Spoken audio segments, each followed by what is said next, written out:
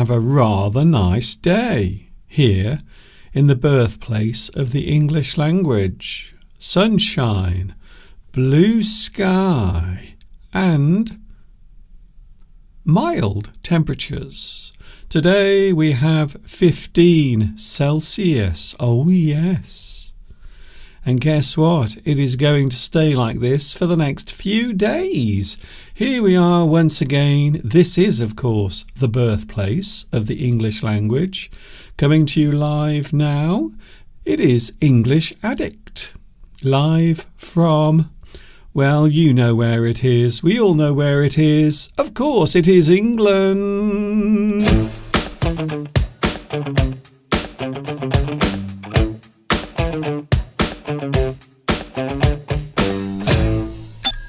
That's where it is.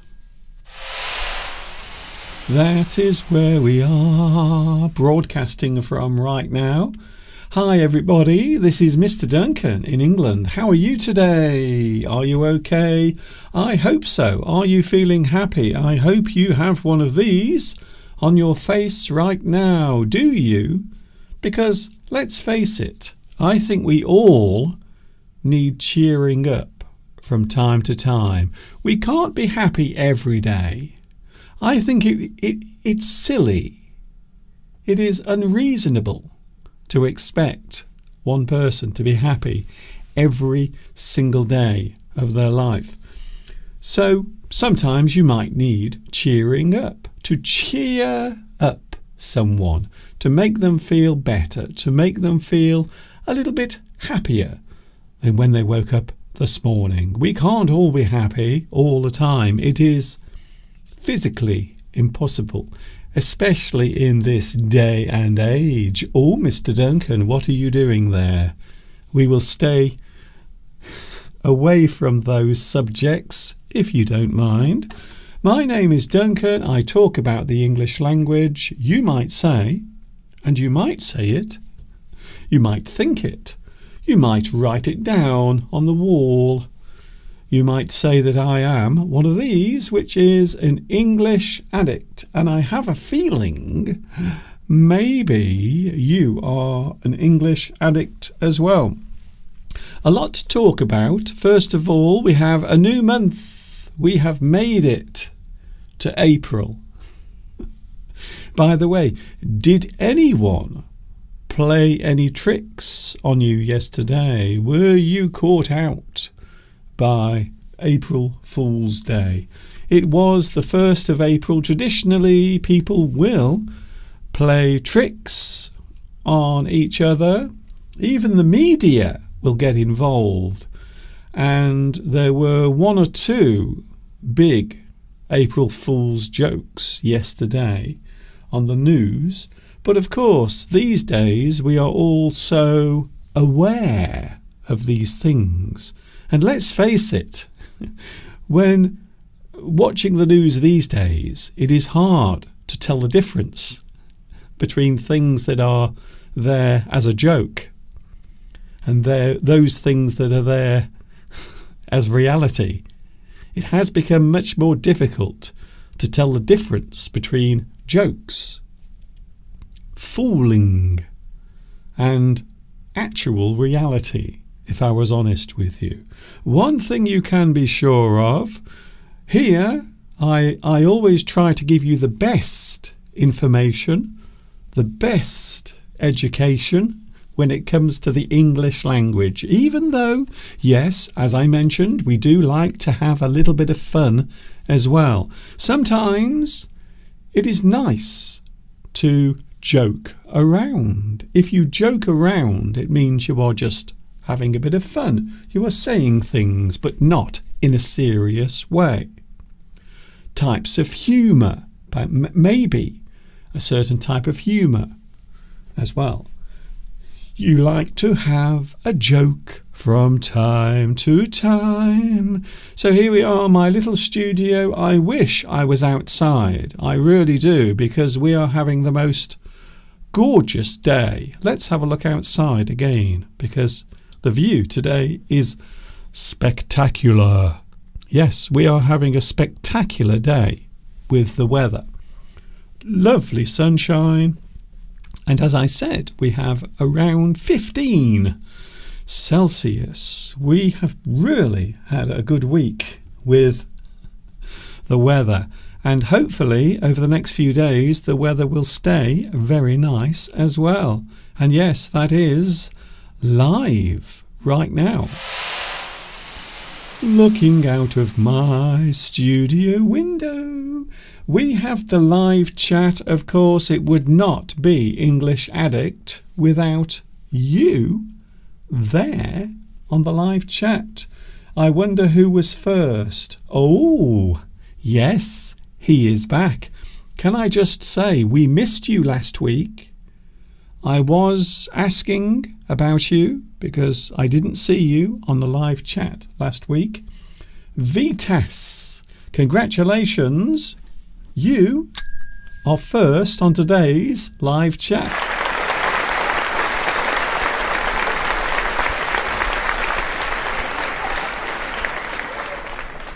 Well done. Can I just tell you something? I am so busy at the moment. I can't begin to tell you how busy I am. I am spending all of my waking hours preparing, writing, producing new video lessons, and of course I am doing my live streams as well. I don't think in my whole career, all of the years that I've been here on YouTube, I don't think I've been so busy. And yes, there are some new special English lessons coming up during the month of April. The English Addict Explains. There will be some special videos on lots of different subjects. You might even say they are random subjects. Short essays about a certain topic. And this is something I've been working on for quite a while.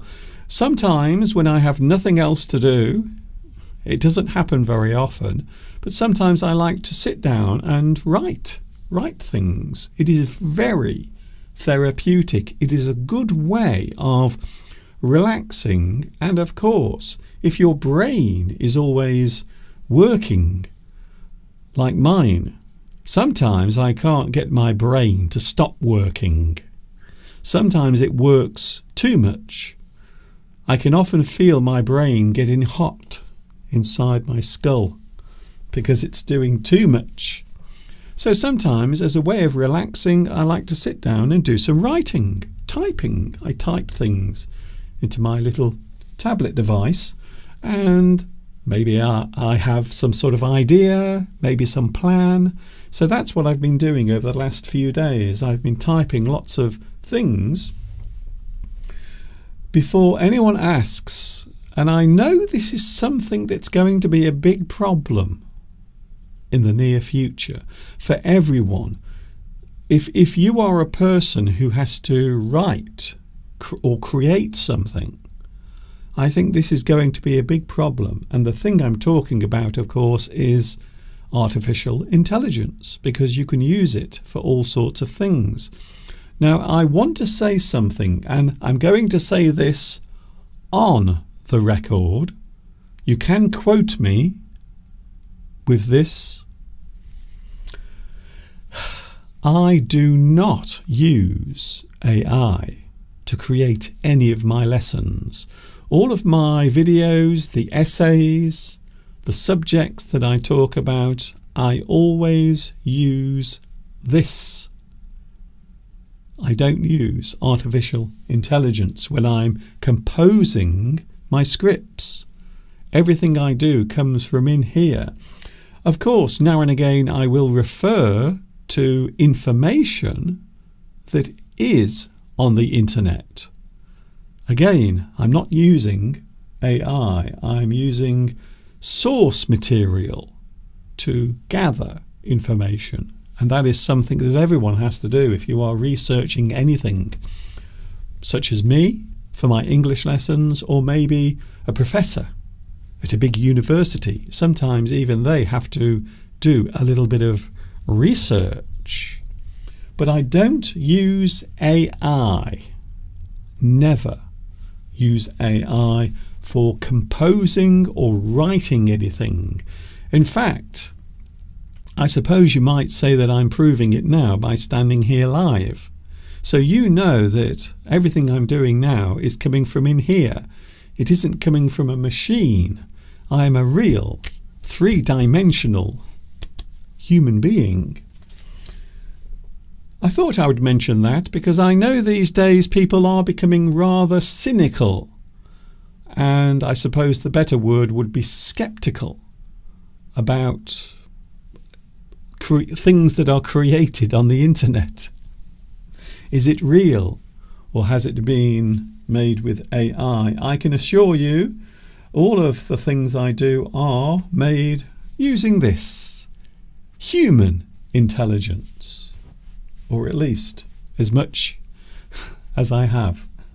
I try my best, I really do. In second place on today's live chat, we have Beatrice. I know you are busy at the moment. You are about to go away. You are going up to the mountains. I hope you have a super time when you go up there, and stay safe. Palmyra is here as well. Hello to SK Art. Hello to you. It's nice to see you here. So I would imagine that you are an artist. In fact, I think you've told me before in the past that you are an artist. So welcome. Quinn is here as well. Where are you watching at the moment? I don't recognise your name. Are you new? Please let me know. Of course, he is here. You know who I'm talking about. It is the one, the only, Luis Mendez is here today. Hello, Luis. Nice to see you back as well. And of course, later this year, I will be meeting up with you and hopefully lots of other English addicts as well, because we are doing something rather unusual, rather special. In June of this year, we are all going to get together in Paris for the big rendezvous.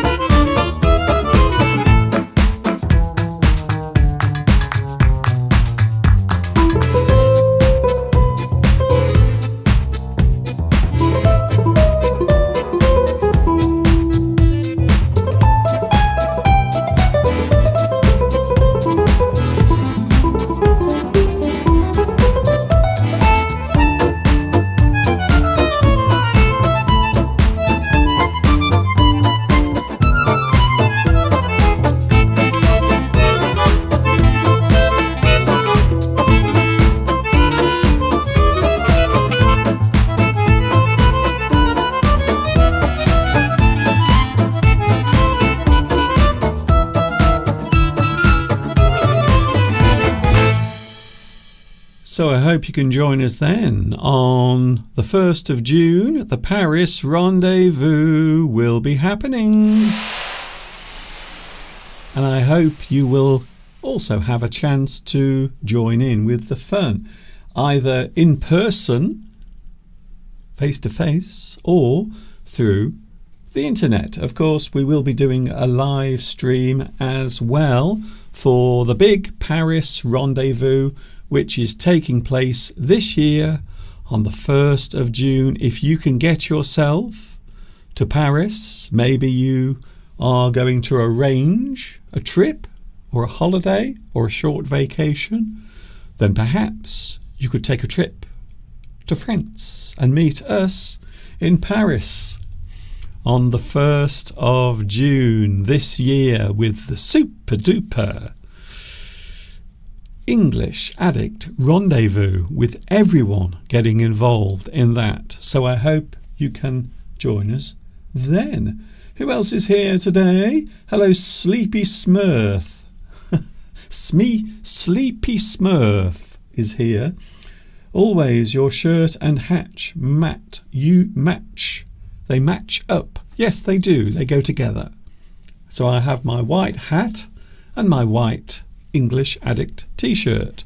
Sometimes I have a black t-shirt and a white hat.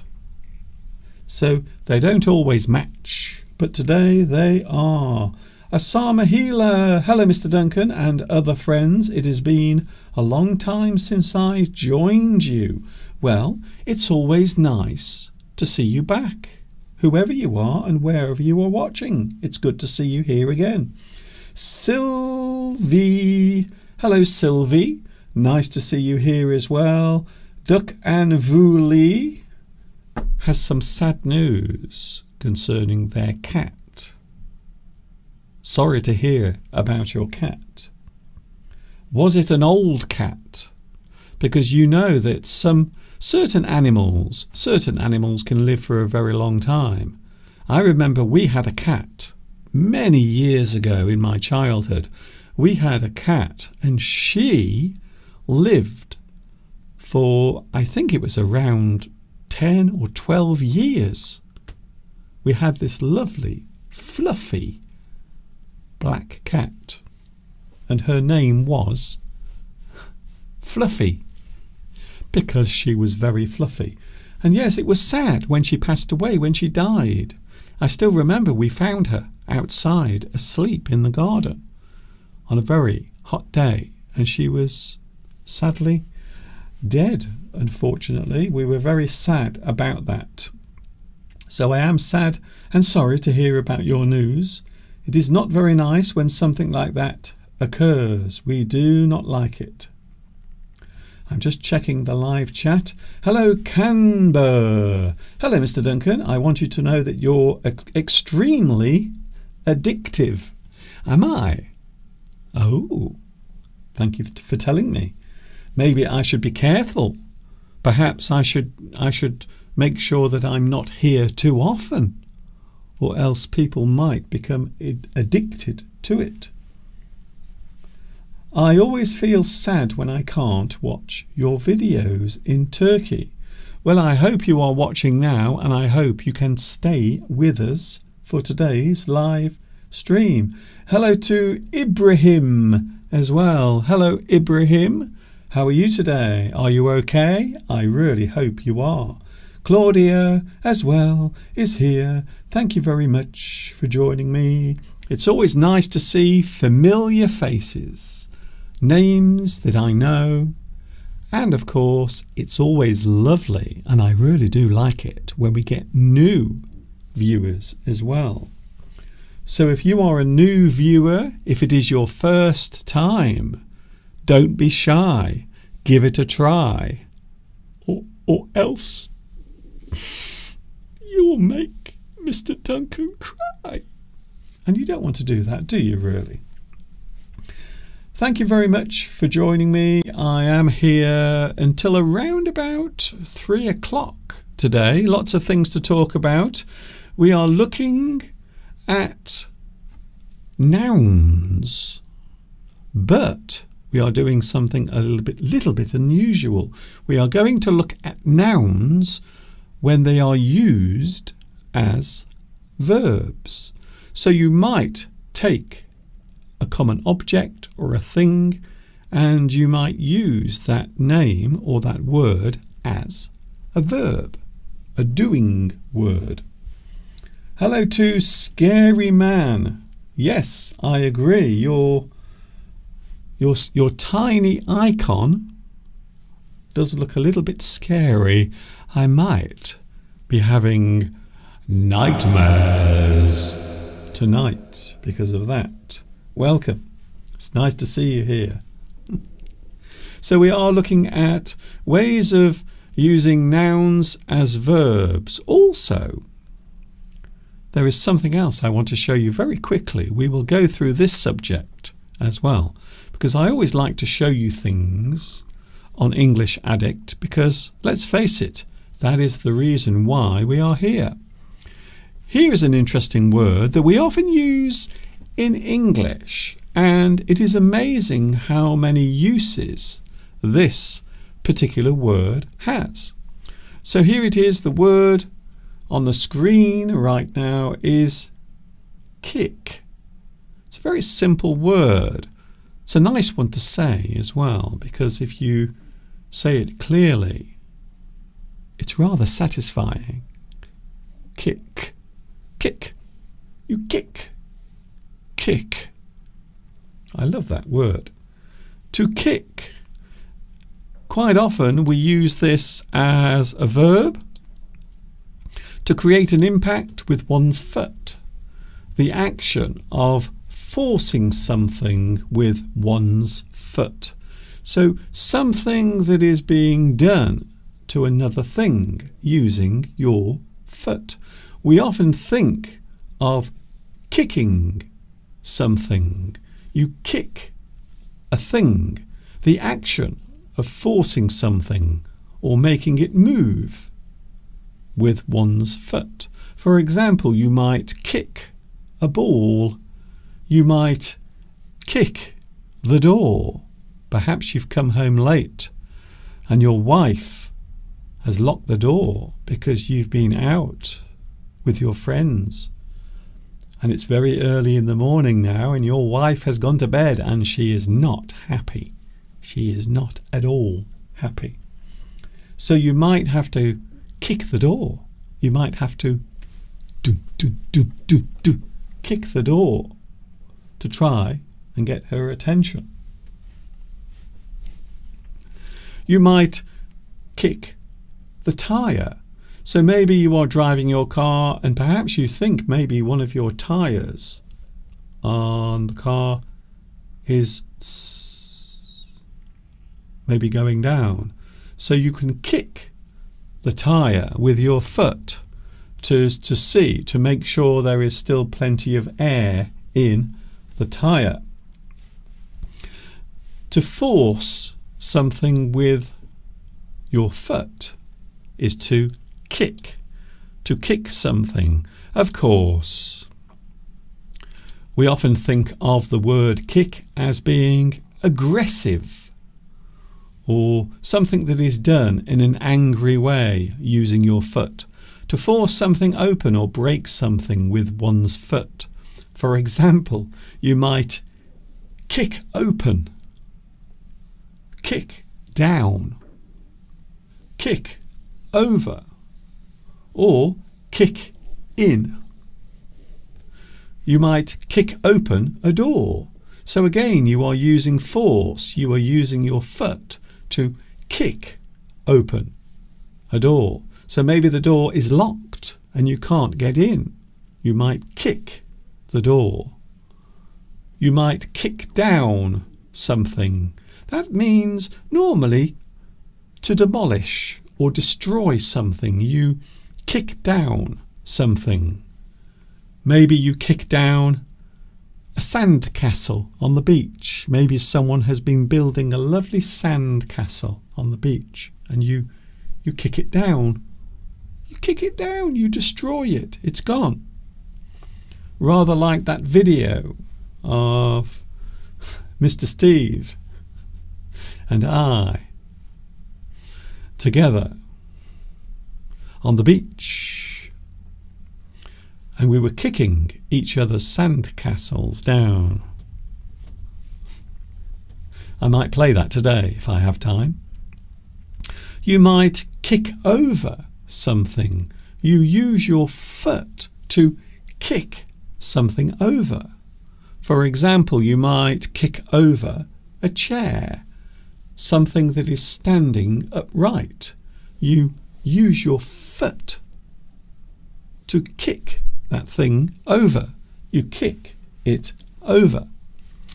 And then, of course, we have kick in. This is something, again, that might be described as being rather aggressive or violent.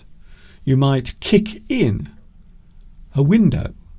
You use your foot to smash your way in through the window. Or, of course, I suppose you could also kick in a door. So maybe there is a wooden door and you use your foot and you kick in the door. Normally when you are trying to get in to a certain place, you kick in the door. You force your way in to a certain place, normally through the door or a window. The police will often kick in someone's door if they are trying to get in to arrest someone. It's never happened to me. Not yet, anyway. To stop doing something. So we can use this also as a phrase. If you are going to stop doing something, we can also use the word kick. You stop doing something as a habit or urge. So earlier it was mentioned that my lessons are addictive. But maybe you are watching too much of Mr. Duncan. Maybe you are watching too much English Addict. So perhaps you need to kick the habit. You need to cut down or reduce the amount of times that you do something. You might kick tobacco. You might kick alcohol. You might kick vaping. You might try to kick doom scrolling. Doom scrolling is when you look at your phone, normally at night before you go to bed, and you just keep going through all of the things on the internet with your finger. You doom scroll. It is very addictive. Many of us these days have difficulty kicking habits, certain habits. So you might kick tobacco, kick alcohol, kick vaping. It's very annoying, that, by the way. It is. You're in a place, you're walking along the street, and then suddenly a giant cloud of vape comes towards you. You try to escape it, but it's no good. The cloud is too large. It will consume you. It will take your lungs hostage. It really will. You might say that you are going to kick the habit. So if you kick the habit, it means you are trying to stop doing a certain thing. You are trying to stop doing a particular thing. You are trying to kick that particular thing. You don't want to do it anymore because it's bad for you. Kick. To suddenly attack or move aggressively towards someone. You might kick out at someone. You might kick off at someone. He kicked out at me for touching his car. So a person might suddenly become angry for a certain reason. They will kick out at you. They will suddenly become aggressive and angry, normally physically. They kick out. The moment when something begins or will start. This is something we often use when we are talking about an arranged thing which will begin at a certain time. For example, a football match. The kick-off will be at 2 p.m. When will the match start? When will the match kick off, to begin doing something at a certain time.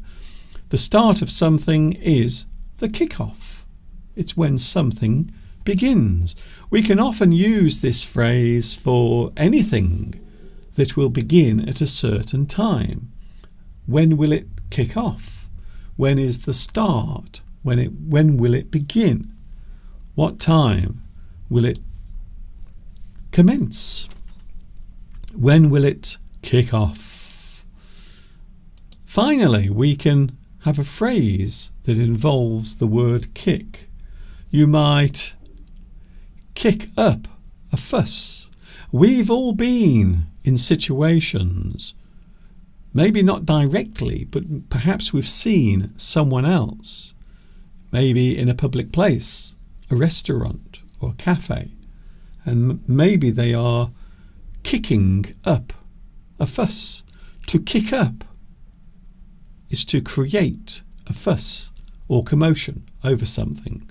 You are making a fuss. You are angry. You are shouting. You are calling for the manager. You kick up a fuss. He kicked up a fuss over the price of the bill. This happens a lot, maybe in a restaurant, or perhaps if you've just received really bad food, maybe the food was terrible. You might say that you get angry and you kick up a fuss. Something that I don't like doing personally. I normally don't complain about things. If I'm in a restaurant or a cafe and maybe there is a slight problem with the food, nothing serious, so I don't go all James Corden and start making a big fuss. I will accept that thing and maybe, perhaps, I won't go there ever again. You kick up a fuss. Some people like to do it all the time, and some people hardly ever do it at all. And that is that. An interesting subject. It is amazing how words can be used in different ways, in phrases, as idioms, as expressions, in many different ways. We will be looking at something else in a moment, another interesting thing concerning the English language, and this particular thing relates to the use of nouns when they are expressed as verbs. There are many in the English language. All of that coming up right here on English Addict.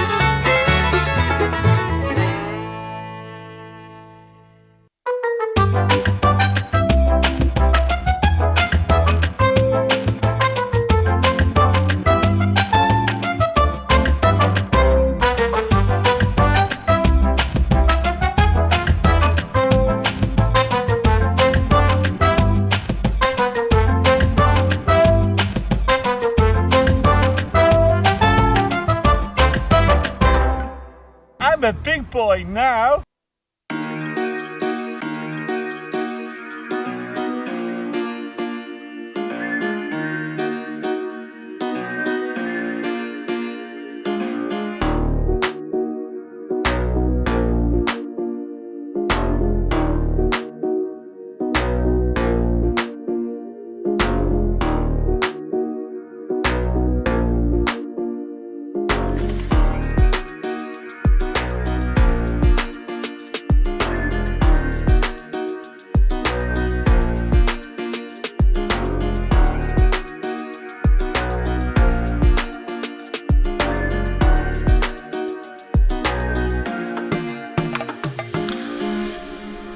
This is English Addict, coming to you live from the birthplace of the English language.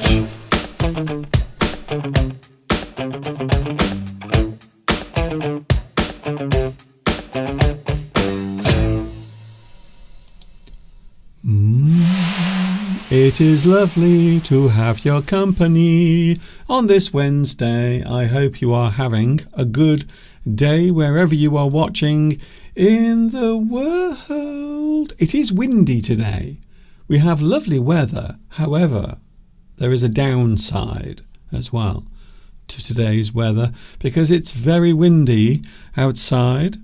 And that is one of the reasons why I'm not outside today doing the live stream. For those wondering, Mr. Duncan, if it's such a good day, why aren't you outside? Well, it's because it's very windy. Sometimes I don't like the wind, wherever it happens to be coming from.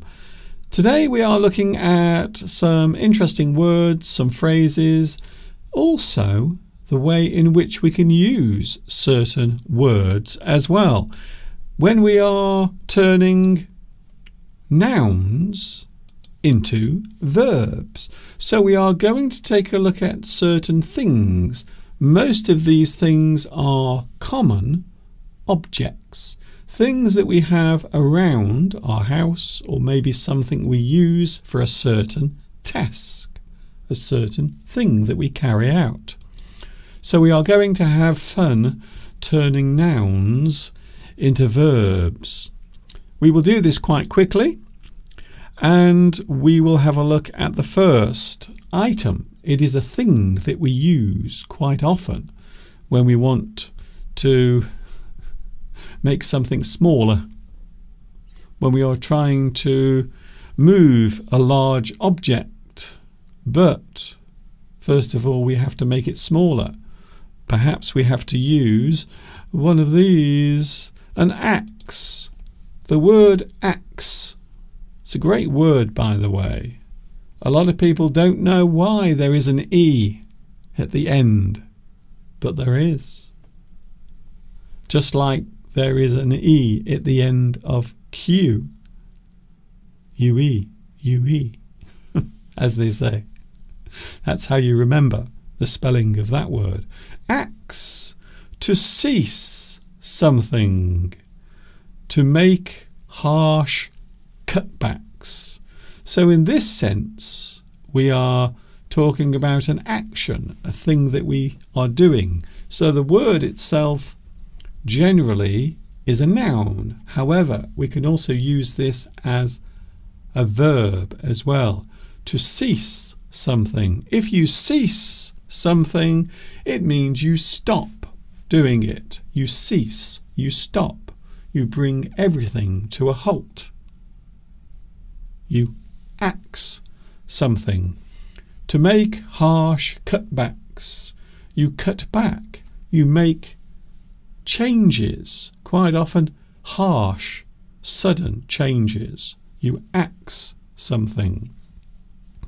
We will have to axe some jobs to save money. This is happening a lot at the moment in many countries around the world, including here in the UK. There are many jobs being axed. They are making cutbacks. They are axing jobs. So to axe something is to cut back, or make some sort of harsh reduction in something. Perhaps you have your favourite TV show, maybe a TV show you love watching, and then suddenly you find out that it's been axed. Or maybe they announced that they are going to axe that show. Has it ever happened? Is there a TV show that you used to watch for many years and then suddenly it was axed? They stopped making the show. Normally, because not many people are watching it. Perhaps one day, perhaps one day I will be axed from YouTube. Maybe YouTube will decide that they don't want me anymore. They might axe my videos or my channel. I hope not. It's my only reason for living. Here's another one, a word that can be used as a noun, generally describing something, a thing, an object. But of course we can also use this word as a verb as well. To convince or force someone to do or take part in something, you might rope that person. You rope that person. You are trying to convince them to do something. Maybe something that they don't want to do. So you encourage them. You try to persuade them to take part in that thing. To convince or force someone to do or take part in something. I was roped into doing this job by my friend. You might be roped in. It means you have been forced into it, persuaded into doing something. So you can use the word rope as both a noun and a verb as well. Here's another one, a common object that you will find around the house. It can also be used as a verb. Hammer. Of course, I am a child of the 70s, 80s and 90s. I was growing up. Some people say I'm still growing up. But I remember hammer time.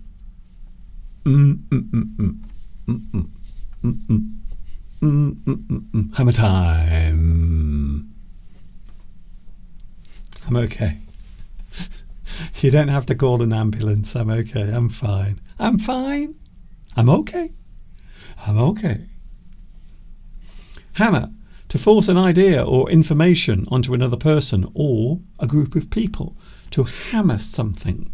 You are trying to convince or persuade.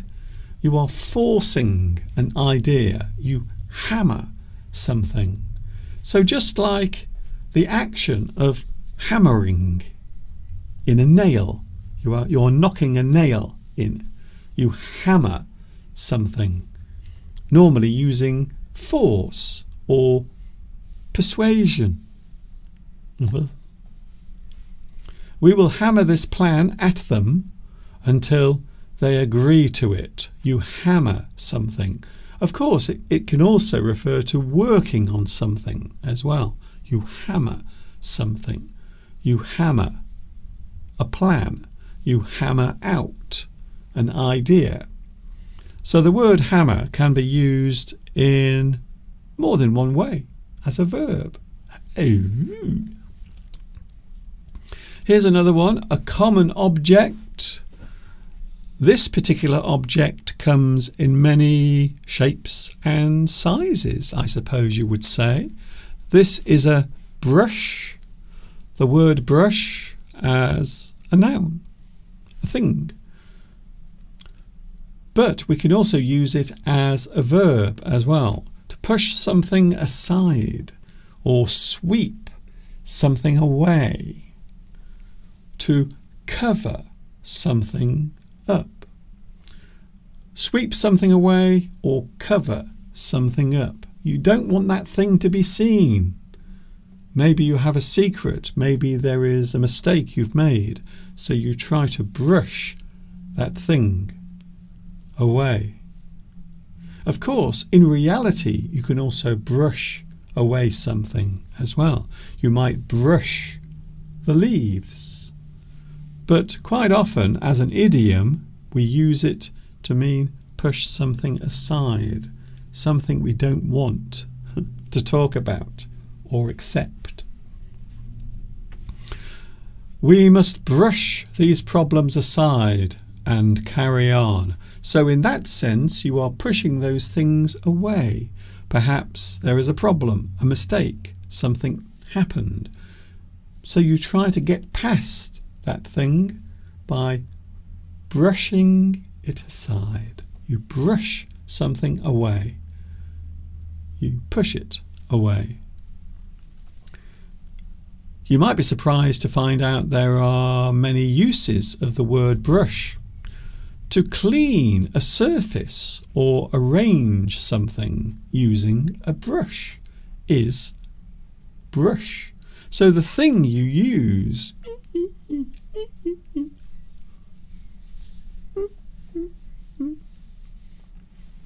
you might brush the floor if it's dirty. A bit like in my studio.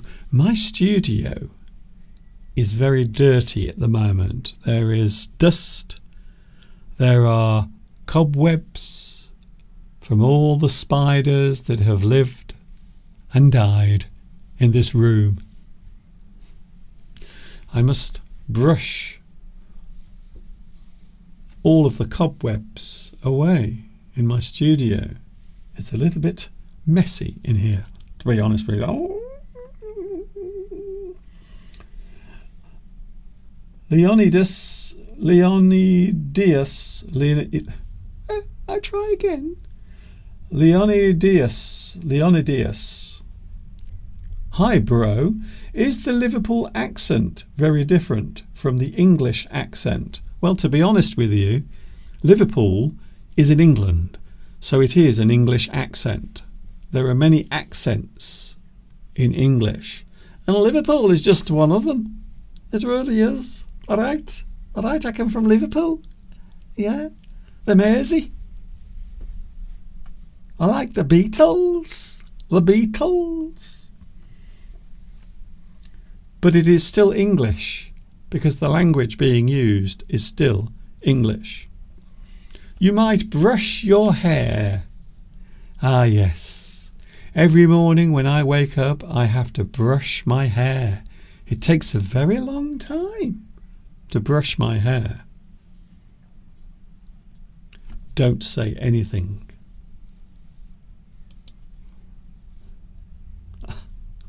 Please don't. You might brush up on something to refresh your memory, to refresh something that you want to be good at. So maybe a thing that you need to review or study again. You brush up on that thing to refresh or improve a certain skill, a certain thing that you've learnt, but maybe you need to improve or you need to review that particular subject. You brush up on that thing. For example, because I'm going to Paris in June, I need to brush up my French. Bonjour. Bonjour, monsieur, madame. Je m'appelle Duncan. As you can see, I still have a long way to go. You might brush up on your English. Maybe you are learning English and you want to continue your studies. You will brush up on the things you have already learnt. Here's another one. Using brush. To come close to something with slight contact is brush. You might brush against something. They might brush against each other as they stand on the train. Sometimes when you are on the train Maybe there are many other people standing there as well. You might get very close to someone and you brush against them. Yeah, I know what you're thinking. Yeah, I've had that happen to me. I have had people on trains, they get very close to me and they brush up against me. That's all I'm saying. I'm looking forward to having that happen to me again on the metro in Paris. Now we have another word, tape. This particular word is a noun. It is something that is sticky, quite often made of plastic. It is something I use a lot in my studio to fix things. To apply a section of sticky plastic to something. So this is the noun, but also we can use it as a verb as well. So in that sense, we are using this as a verb to apply a section of sticky plastic to something. I'm trying to find some sticky tape. I don't have any. Isn't that amazing?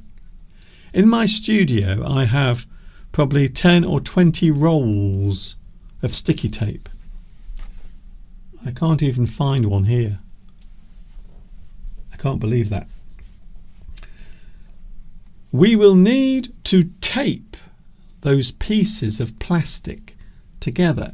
So quite often you will use the word tape as a verb to fix something by using some of this.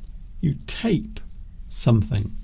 You fix a piece of sticky plastic to something. Or of course you might use it to connect two things together. You wrap the tape around those things to keep them together. Of course, there is more than one way of using the word tape as a verb. To record a video, song, or a voice using a tape recording device, we say you tape something. So in that sense, we are using it as a verb. If you tape something, it means you record that particular thing. You are recording it. You might tape some music from the radio. I will tape the game for you. I will tape the game for you. Quite often, and this is an interesting thing, of course, this particular phrase dates back to the days when everyone had video recorders. Of course, here we are now in 2025 and people don't have video recorders anymore. However, they still use this particular phrase. They will still say, I will tape the game for you. I will tape it for you. And you can watch it later. Even if tape is not being used, people still say, tape. I will tape the show for you. I will tape it. Even if they're not using videotape. It's very interesting, very strange, most unusual. Here's another one, another word that can be used as a noun, naming the thing, but also it can be used as a verb. Bag. Bag. To place or put items into a bag. So the bag is the thing, like that. But also you can put items, you can put things into a bag. As a verb, we can use the word bag. Would you like me to bag your shopping? Would you like me to bag your shopping? I can put the shopping into a bag for you. Sometimes that happens. If you go to a very nice supermarket, there might be someone who will come and put all of the items into the bag for you. They bag your shopping. Or of course you do it yourself. You bag your own shopping. You put the items into a bag. And we can also use the word bag as a verb in another way as well. To catch or grab a thing being hunted is bag. To bag something is to capture, or perhaps you are hunting for a certain animal. We might bag a couple of pheasants today. Maybe hunters going out. They are looking for pheasants or maybe some other animal. They are going to shoot them. To bag something is to catch or grab a thing that is being hunted. Here's another one, another word. The word is fence. Fence. To fence something. Again, this is often used as a noun. There it is. There is the item. But also we can use it as a verb. To enclose or trap something by creating a boundary around it. So if you create a boundary, it means you are putting something around a certain thing.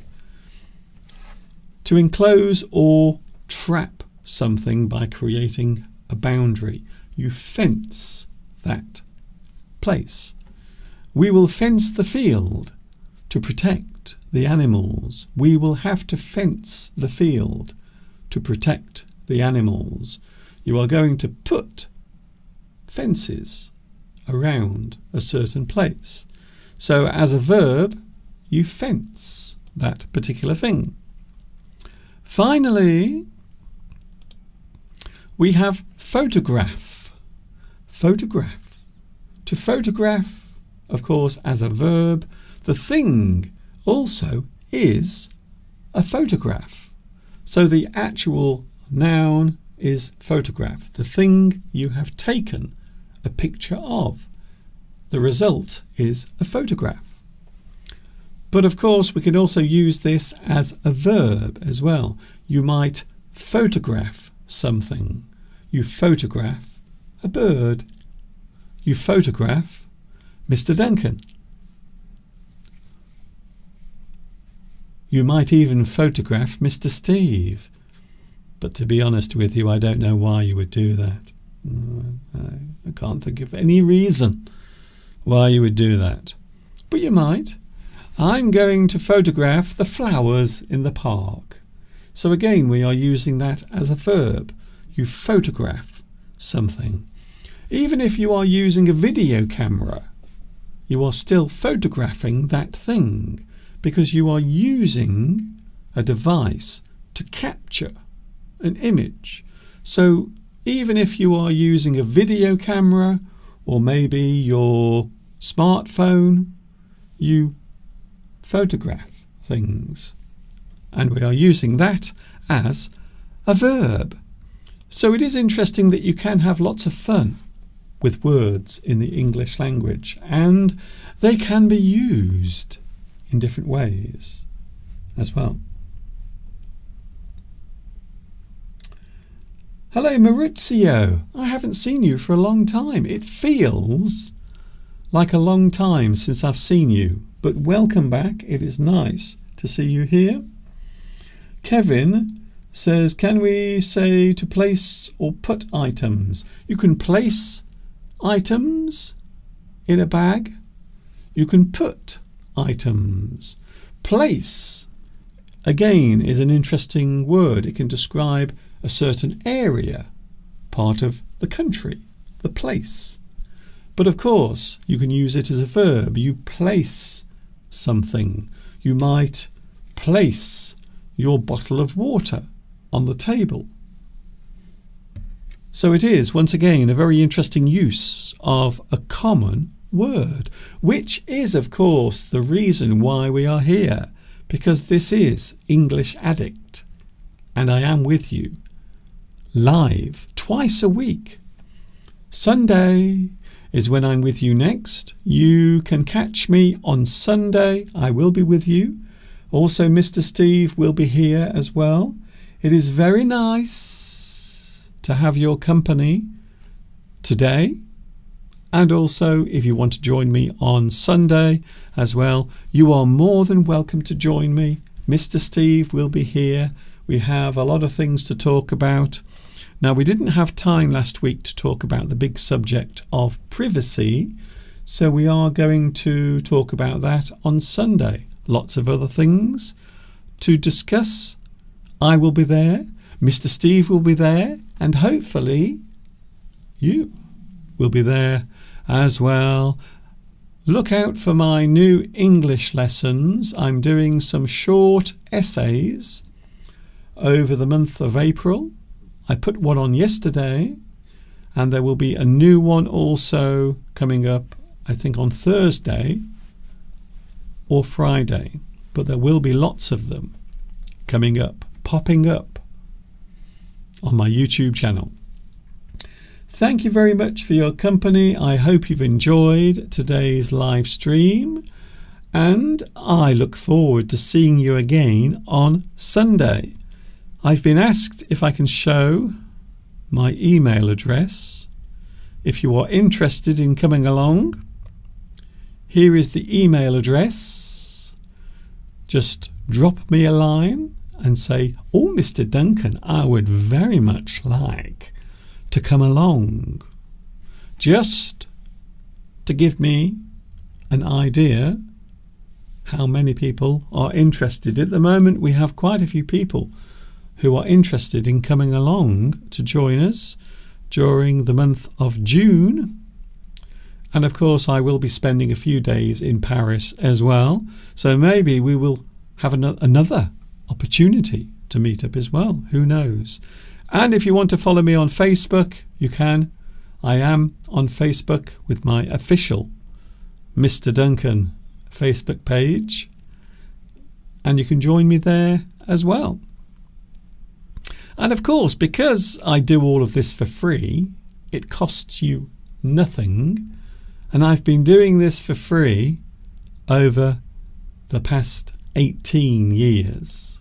You can also drop me a donation as well if you want. All of the proceeds go towards keeping this going.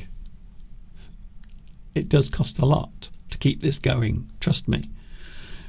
Not only money, but also time and energy.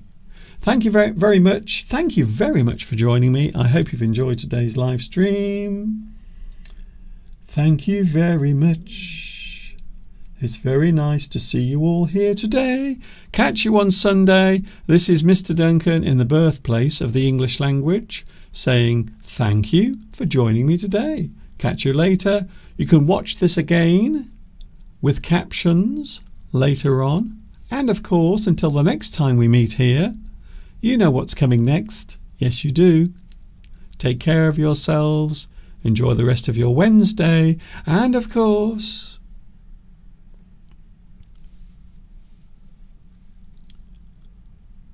ta-ta for now. See you on Sunday.